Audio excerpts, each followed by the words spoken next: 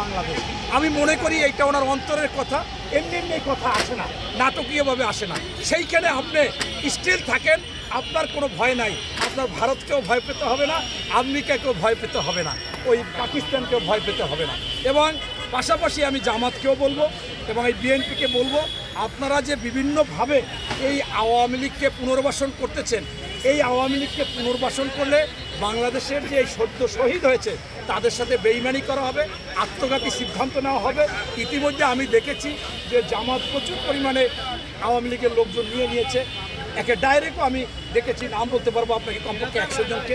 আবার বিএনপি কমিটির মধ্যে অনেক জায়গায় এসেছে। এইটা দুঃখজনক, এইটা আমরা চাই না।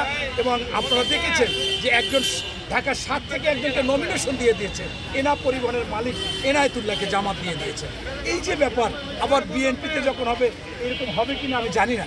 তবে আমি দুইটা দলকেই সবিনয় আবেদন করব। আমি রাজপথে এই জুলাই আন্দোলনে ছিলাম, এই 17 বছর আন্দোলনে ছিলাম, আয়নাঘরে গিয়েছি, জেল খেটেছি, পায়ে গুলি খেয়েছে, ভুক্তভোগী। আমরা বুঝি যে ওই আওয়ামী লীগ কী করেছে বা তাদের সাথে 14 দল বা জাতীয় পার্টি কী করেছে। আপনারা এদের আশ্রয় প্রশ্রয় দিয়েন না, তাদেরকে কোলে টেনে নিয়েন না, এবং কমপক্ষে 1-2টা টার্ম একটু সবুর করেন। আপনারা সত্যিকার অর্থে বাংলাদেশের লোকজন আপনাদের পক্ষে আছে। আপনারা সেই ভারতের সাথে লিয়াজো করা দরকার নাই, অন্য কোনো দলের সাথে লিয়াজো করা দরকার নেই। ধন্যবাদ।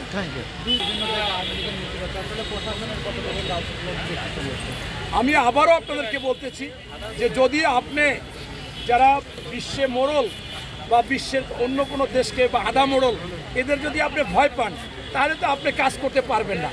এই জন্য আমি বলতে চাচ্ছি বাংলাদেশের গতিতে চলবে। আপনারা যাকে বেশি মোড়ল ভাবতেছেন ভারতকে, ভারতের সাথে আশেপাশের দেশের তো কোনো সম্পর্ক নাই, কারোর সাথে সুসম্পর্ক নাই, কেউ ড্যাম কেয়ার, কেউ ভয়ও করে না। তাহলে আমাদের কেন করতে হবে? তাই আমি মনে করি যে এই যে আওয়ামী লীগের বিভিন্ন জায়গায় মিছিল নামে, আবার হঠাৎ করে মিছিল নামায়, এইটা কারো না কারো উপর ভর করে, হয় সরকারের উপরে, নতুবা জামাতের উপরে, নতুবা বিএনপির উপরে। যেহেতু আমি গোয়েন্দা বিভাগের না, আমি অনুমান করি, তাই কোনো দল এবং প্রশাসন এদের শক্ত হতে হবে। এই ধরনের কোনো ছাড় দেওয়া হবে না। আপনি মুখে বলবেন যে কোনোভাবে তাদেরকে এই সভা সমাবেশ মিছিল করতে, ঝটিকা মিছিল করতে দেওয়া হবে না। আবার বলেছিলেন ওইখানে পুলিশ সাসপেন্ড করবেন, আজকে পেপারে দেখলাম ওসিকেই সাসপেন্ড করবেন। আসলে কি করতেছে? কইরা দেখান। যেদিনই যেখানে ঝটিকা হবে ওই ওসিরা সাসপেন্ড হবে, তাহলে বুঝবো যে আপনারা অ্যাকশনে আসেন। ধন্যবাদ।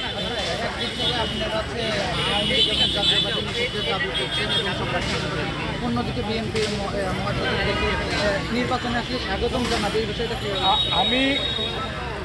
আমি এসেছি একটা জুলাই যোদ্ধা হিসাবে। আমার ছেলেকে নিয়েও আমি এই জুলাই যোদ্ধা হিসাবে ছিলাম।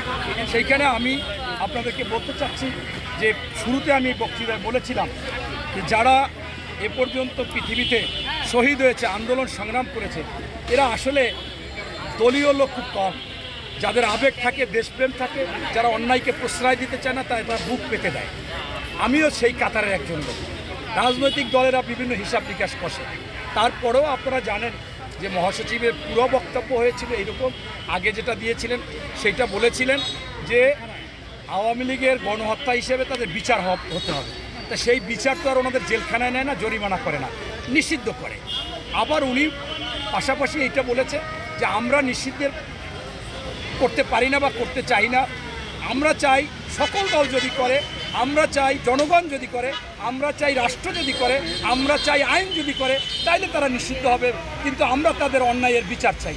একবারও কিন্তু এ পর্যন্ত বিএনপির মহাসচিব বলে না যে অন্যায়ের বিচার চায় না, গণহত্যার বিচার চায় না। এই গণহত্যার বিচার চায়।